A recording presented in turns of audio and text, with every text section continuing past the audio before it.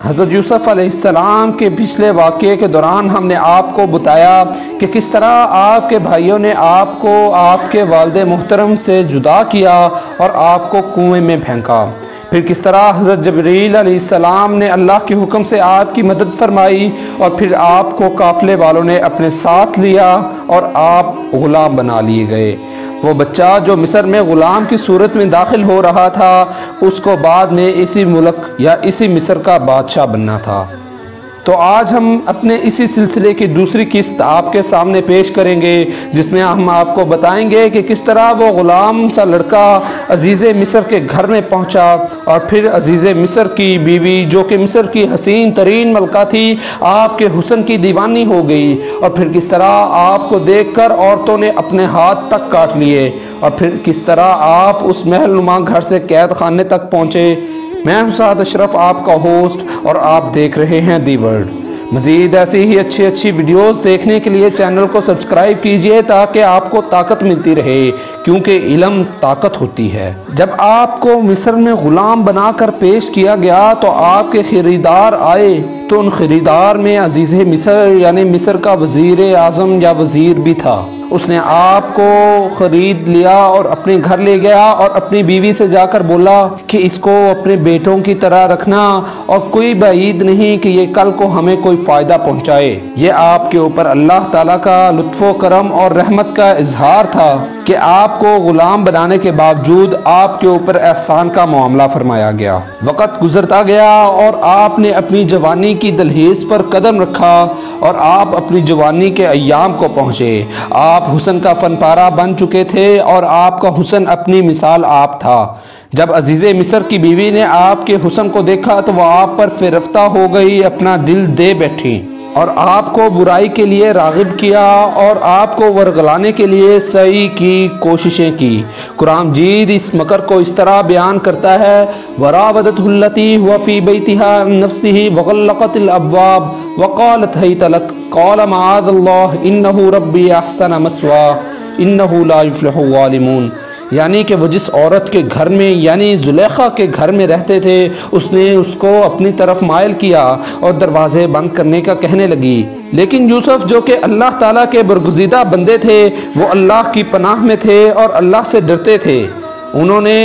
نیکی کی طرف رجوع کیا اور برائی سے بچ گئے، اور یقیناً اللہ تعالیٰ نے ہی ان کے دل کو پھیرا اور ان کے دل میں نیکی کو بھرا۔ اس کے بعد حضرت یوسف علیہ السلام نے اپنا پیچھا وہاں سے چھڑانا چاہا اور وہاں سے بھاگے۔ اسی اثناء میں زلیخا نے آپ کی قمیض مبارک کو کھینچا اور آپ کی قمیض مبارک پیچھے سے پھٹ گئی۔ آپ باہر نکلے ہی تھے کہ باہر سے عزیز مصر یعنی زلیخا کا خاوند آ ٹپکا، اور اس نے جب اس واقعے کو ہوتے ہوئے دیکھا تو زلیخا خود ہی بولنے لگی کہ یہ مجھے ورگلانے کی کوشش کر رہا تھا، الٹا چور کوتوال کو ڈانڈے کی مثال بنی، اور انہوں نے حضرت یوسف علیہ السلام کے اوپر سارا ملبہ گرا دیا۔ حضرت یوسف علیہ السلام نے اپنی صفائی میں کہا کہ آپ جان لیجئے، دیکھ لیجئے، میرا اللہ گواہ ہے کہ میں نے کوئی جرم نہیں کیا، بلکہ یہی مجھے نیکی کی بجائے برائی کی جانب راغب کر رہی تھی۔ کہتے ہیں کہ انہی میں سے کچھ افراد جو کہ عزیز مصر کے ساتھ موجود تھے، ان میں سے ایک نے بولا کہ اگر یوسف کی قمیض پیچھے سے پھٹی ہوئی ہے تو یقیناً عورت نے برائی کی طرف راغب کیا یا عورت اپنے دعوے پہ جھوٹی ہے، اور اگر یوسف کی قمیض سامنے کی جانب سے پھٹی ہوئی ہے تو یوسف غلطی پر ہیں، نعوذ باللہ۔ جب دیکھا گیا تو یہ بات ثابت ہو گئی کہ عورت غلط تھی، یعنی زلیخا نے آپ کو برائی کی طرف راغب کیا تھا۔ تو یہ بات دیکھتے ہی عزیز مصر نے فوراً کہا کہ یہ زلیخا، یہ صرف تمہارا فریب تھا، اور یقیناً تم عورتوں کے فریب بڑے بھاری ہوتے ہیں۔ یوسف اس بات کا خیال نہ کرو، اور زلیخا تم اپنے گناہ کی معافی خدا حضور سے مانگو۔ اس تمام واقعے کے بعد زلیخا کو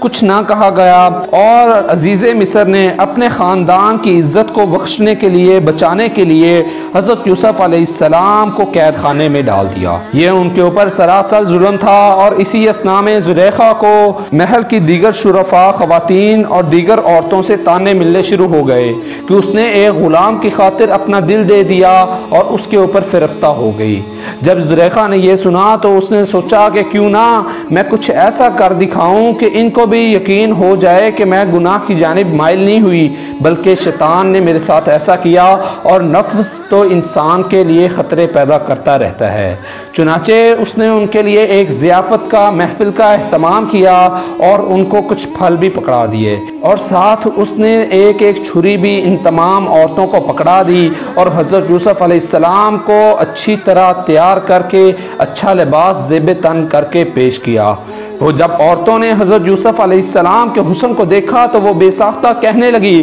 کہ یہ تو کوئی انسان ہو ہی نہیں سکتا بلکہ یہ تو کوئی فرشتہ ہے۔ قرآن مجید اس بات کو اس طرح بیان کرتا ہے، حاشا للہ ما ھذا بشرا، کہ یہ کوئی انسان نہیں ہو سکتا، ان ھذا الا ملک کریم، یہ تو یعنی کوئی بڑا بزرگ اور فرشتہ ہی ہے۔ چنانچہ وہ حضرت یوسف علیہ السلام کے حسن میں اس قدر مگن ہو گئی کہ انہوں نے اپنے ہاتھ پھل کی جگہ پر کاٹ لیے اور ان کو اپنے زخموں تک کا احساس نہ ہوا۔ جب حضرت یوسف علیہ السلام کو وہاں سے لے جایا گیا تو انہیں اس بات کا ادراک ہوا، خبر ہوئی، علم ہوا کہ وہ اپنے ہاتھوں سے اپنے ہی ہاتھ کاٹ چکی ہیں۔ قید خانے میں آپ کے ساتھ 2 اور لوگ بھی شامل تھے جن کو کسی اور جرم یا شک کی وجہ سے قید خانے میں ڈالا گیا۔ اس میں ایک ساقی تھا بادشاہ کو جو شراب پلاتا تھا، اور ایک دوسرا جو کہ تندور میں روٹیاں لگاتا تھا۔ ان دونوں نے ایک ہی رات میں ایک ہی وقت میں خواب دیکھا۔ ان میں سے ایک نے یہ خواب دیکھا کہ وہ شراب کے لیے انگور نچوڑ رہا ہے، جبکہ دوسرے نے اسی وقت یہ خواب دیکھا کہ وہ سر پر روٹیاں اٹھائے ہوئے ہے اور پرندہ ان میں سے سب سے اوپر والے ٹوکرے سے روٹیاں کھا رہا ہے۔ وہ اس خواب کو سمجھ نہ سکے اور گھبرا کر اٹھ بیٹھے۔ انہوں نے حضرت یوسف علیہ السلام سے جب اس بات کا تذکرہ کیا تو انہوں نے اس کو خواب کی تعبیر بتانے کی ٹھان لی۔ انہوں نے ان کو بتایا کہ آپ میں سے ایک شخص کو رہائی مل جائے گی جبکہ دوسرے شخص کو صلیب پر لٹکا دیا جائے گا، سولی پر لٹکا دیا جائے گا۔ چنانچہ جس شخص کو آپ نے رہائی کی بشارت دی تھی وہ ساقی تھا، اور جب اس کو رہائی مل گئی تو اس کو آپ نے جاتے ہوئے کہا کہ اپنے بادشاہ سے ایک ذکر ضرور کرنا، ایک شخص بغیر کسی جرم کے قید خانے میں ہے، یعنی حضرت یوسف قید خانے میں ہیں۔ وہ شخص اس بات کا اقرار کر کے چلا گیا، لیکن شیطان نے اس کو یہ بات بادشاہ تک پہنچانے سے غافل کر دیا۔ وقت گزرتا گیا اور تاریخ کے مطابق 3 سے 9 سال تک حضرت یوسف علیہ السلام قید خانے میں بلا جواز قید رہے۔ اس کے بعد ہوا اس طرح کہ ایک بادشاہ نے خواب دیکھا کہ 7 موٹی گائے ہیں جو کہ ایک مرغزار میں چر رہی ہیں۔ اس کے بعد 7 سوکھی اور دبلی پتلی گائیں ہیں جو کہ جاتی ہیں اور ان موٹی گایوں کو کھا جاتی ہیں، ختم کر دیتی ہیں۔ اس کے بعد اس نے دیکھا کہ 7 ہری بھری ڈالیاں ہیں، اس کے بعد 7 سوکھی ڈالیاں ہیں جو کہ ہری بھری ڈالیوں کو کھا جاتی ہیں۔ یہ خواب دیکھنے کے بعد وہ بادشاہ گھبرا کر اٹھ بیٹھا اور اس نے اپنے نجومیوں اور دیگر درباریوں سے پوچھا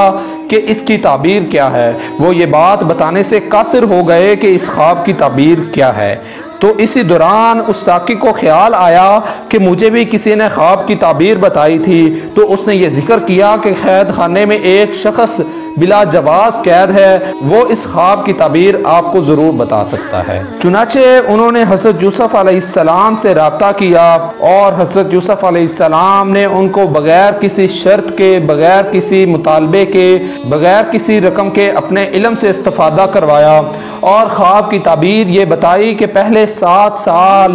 آنے والے 7 سال آپ کے اوپر خوب رزق برسے گا، آپ کی ڈالیاں ہری بھری ہوں گی، آپ کے اوپر رزق کی فراوانی ہوگی، لیکن اس کے بعد آنے والے 7 سالوں میں آپ کے اوپر قحط مسلط کر دیا جائے گا اور ان کے دوران آپ کے علاقے میں بارشیں نہیں ہوں گی اور آپ صرف اسی رزق پہ گزارا کر سکیں گے جو آپ نے پہلے بچایا ہوگا، اور اس کے بعد آنے والے سال میں آپ رس نچوڑ سکیں گے، یعنی اپنی معمولات زندگی کو دوبارہ سے سر انجام دے سکیں گے۔ کس طرح اس کے بعد حضرت یوسف علیہ السلام مصر کے تخت تک پہنچے، اور پھر کس طرح حضرت یوسف علیہ السلام کے بھائی آپ کے پاس ہی دوبارہ رزق کا سوال کرنے کے لیے آئے لیکن وہ آپ کو پہچان نہ سکے۔ کس طرح حضرت یعقوب علیہ السلام اور حضرت یوسف علیہ السلام دوبارہ ملے، تو یہ سب ہم آپ کو بتائیں گے اسی سیریز، اسی سلسلے کی اگلی قسط میں۔ تب تک کے لیے اپنا خیال رکھیے۔ چینل کو سبسکرائب ضرور کیجئے، ویڈیو کو لائک کیجئے، شیئر کیجئے اور کمنٹ سیکشن میں تاثرات کا اظہار ضرور کیجئے